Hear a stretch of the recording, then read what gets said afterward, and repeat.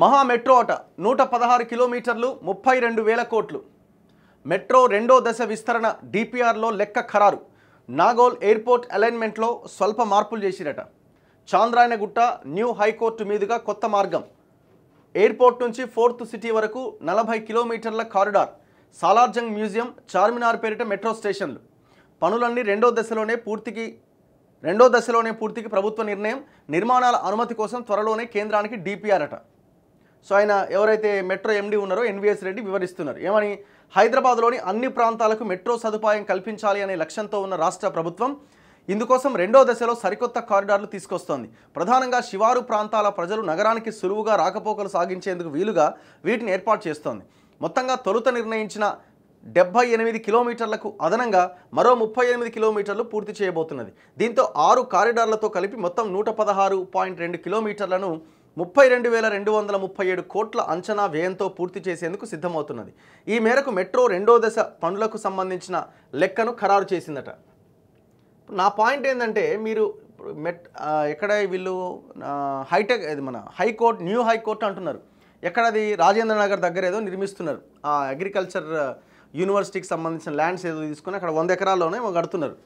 So అక్కడ వరకు metro విస్తరిస్తారట. ఇప్పుడు హైదరాబాద్లో విపరీతమైన ట్రాఫిక్ జామ్స్ ఉన్నాయి. మరి ఈ ప్రాంతంలో ఇంకా ఏమైనా చేయడానికి అవకాశం ఉందా అన్నది ఏమైనా ఆలోచించండి. ఫోర్త్ సిటీ అట, అది ఏ సిటీయో అది ఇంకా కానే కాలేదు. ఫోర్త్ సిటీకి అలైన్మెంట్ ఆడదాకా తీసుకుపోతున్నామని అంటున్నారు. సీఎం రేవంత్ రెడ్డి ప్రతిష్టాత్మకంగా భావిస్తున్న ఫోర్త్ సిటీకి కూడా మెట్రో తీసుకుపోతున్నారట. దీని ఎయిర్పోర్ట్ నుంచి ఫోర్త్ సిటీ వరకు 40 కిలోమీటర్ల కారిడార్గా 8,000 కోట్ల ఖర్చుతో నిర్మించాలని ప్రతిపాదించారు. ఇది ఇప్పుడు ఆడ జనం ఎక్కేది, ఆ సిటీ నిర్మాణం అయ్యేది ఎప్పుడు, జనం అటు ఇటు తిరిగేది ఎప్పుడు. అయితే నాగోల్ ఎయిర్పోర్ట్ అలైన్మెంట్కు సంబంధించి డిపిఆర్లో స్వల్ప మార్పులు చేశారు. మొదట ప్రతిపాదించిన Nagole LB Nagar via Chandrayangutta cross road, Mailardevpally P7 road Shamshabad ఎయిర్పోర్ట్కు బదులుగా, అంటే ఇది 29 కిలోమీటర్లు, దీనికి బదులుగా నాగోల్ నుంచి చాంద్రాయనగుట్ట మైలార్దేవులపల్లి వరకు తీసుకొచ్చి అక్కడి నుంచి Aramghar, new high court, Shamshabad junction ద్వారా ఎయిర్పోర్టుకు కారిడార్ను నిర్మించేందుకు డిపిఆర్ను రూపొందించారు. సో ఇట్లా కొన్ని మార్పులు చేశారనమాట.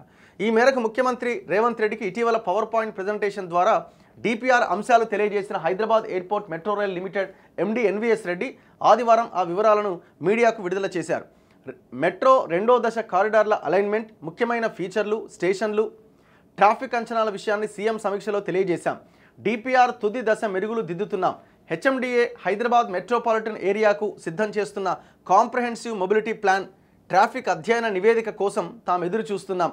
మెట్రో మార్గాల్లో ట్రాఫిక్ అంచనాలు సీఎంపీతో క్రాస్ చెక్ చేయాల్సి ఉంటుందని, రెండో దశ మెట్రో కారిడార్ల నిర్మాణానికి కేంద్ర ప్రభుత్వ అనుమతుల కోసం డిపిఆర్లు సమర్పించే సమయంలో ఇది తప్పనిసరి అని పేర్కొన్నారట.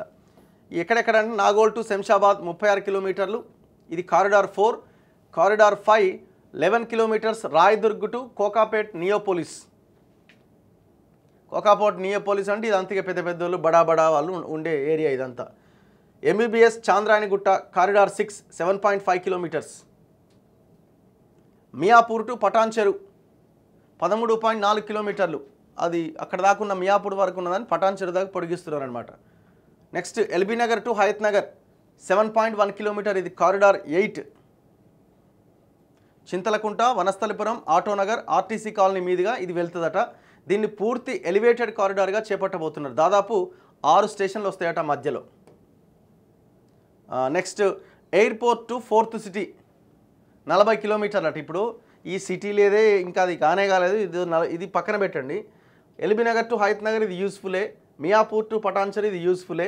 ఎంబీబీఎస్ టు చాంద్రాయనగుట్ట ఇది కూడా యూస్ఫుల్లే.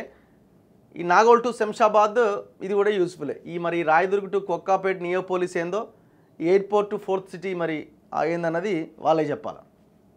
కేంద్ర ప్రభుత్వ అనుమతి కావాల్సి ఉంటుంది దీనికి. సో ఆ డిపిఆర్ని సిద్ధం చేసి సమర్పిస్తారట.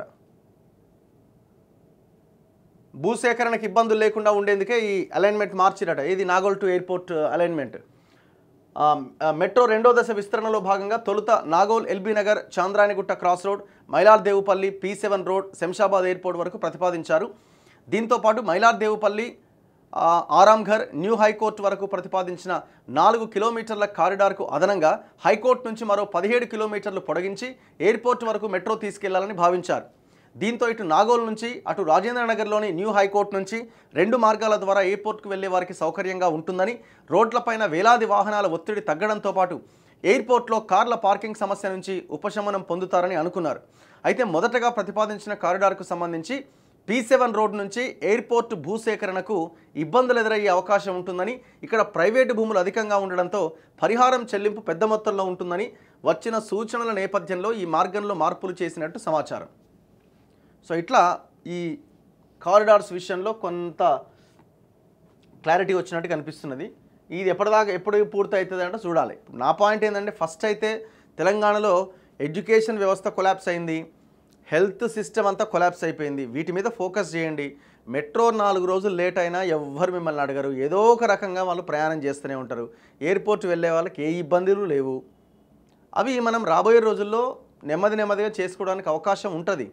కానీ ఎడ్యుకేషన్ విషయంలో మీరు సరైన టైంలో సరైన నిర్ణయం తీసుకోకపోతే ఒక జనరేషన్ ఇబ్బందులో పడే అవకాశం ఉంది. ఎవరెక్కాల మెట్రో?